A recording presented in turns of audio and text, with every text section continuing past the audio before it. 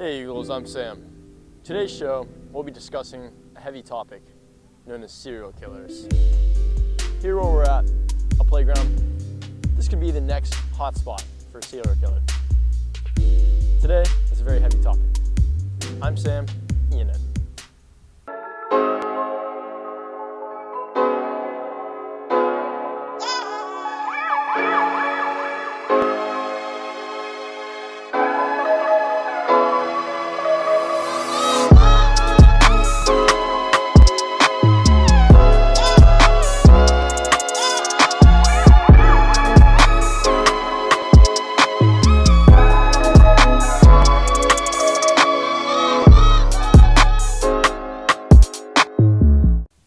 The first thing we'll be discussing today is the history throughout serial killers' lives, I guess.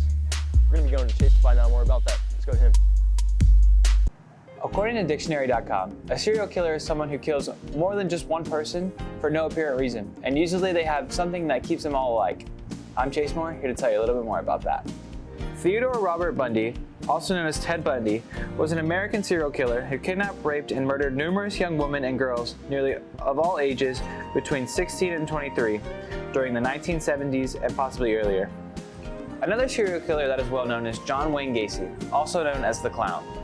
John Wayne Gacy was an American serial killer and sex offender who was known as the Killer Clown, who assaulted and murdered at least 33 young men and boys. Gacy regularly performed at the children's hospitals and charitable events as Pogo the Clown or Patches the Clown, personas that he had devised. The last serial killer we have today is Jack the Ripper.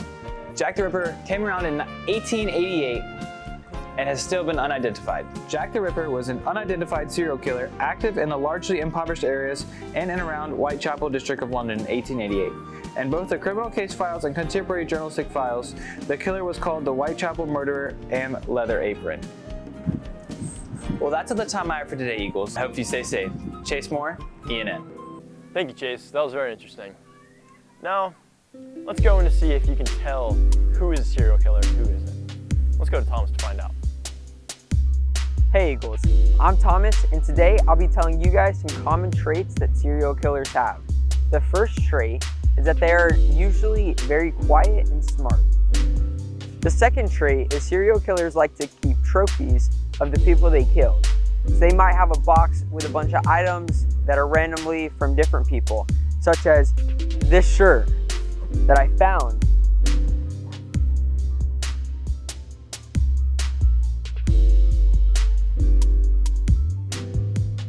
Last but not least, serial killers also hurt small animals to assert dominance and gain a sense of power. Well, that's it for me today, Eagles. Maybe one of your friends is a serial killer. We may never know. Thomas, ENN. Wow, Thomas. That was very interesting and deep. Now, Ryan is going to be showing us what the difference is between a psychopath and a serial killer, because they're not the same thing. Let's go to him to find out more. Hey Eagles, I'm Ryan, and today we'll be discussing the difference between a sociopath and a psychopath. According to my research, the main defining line between psychopaths and sociopaths is that psychopaths are born while sociopaths are bred. This means that while psychopaths are born into the world the way they are, trauma and other stimuli can create someone that acts like this, but with several key differences. One of these differences is the conscience or lack thereof. Psychopaths have no conscience, meaning that while they may fake thinking something is wrong, they have no real moral qualms about their actions. Meanwhile, sociopaths have a conscience, albeit just a very weak one.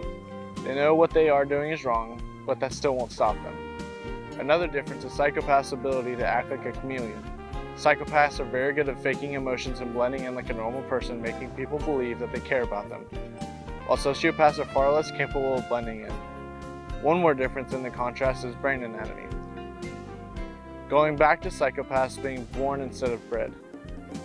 Research suggests that psychopaths' brains may be anatomically different than that of a normal human, and as such they have behavioral differences that manifest as psychopathy.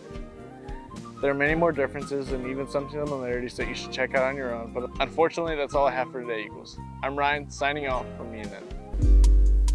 Attention all seniors, make sure to stop by Mr. Townley's room in 1216 to purchase this year's 2021 senior class t-shirt. They're $10 and will be sold before and after school. Don't be the only senior without one. National Honor Society applications are due March 15th on the Schoolology website.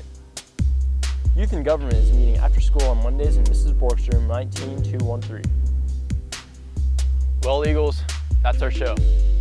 I hope you guys got a lot more depth into the darkness of what a serial killer truly is. I'm Sam, ENN.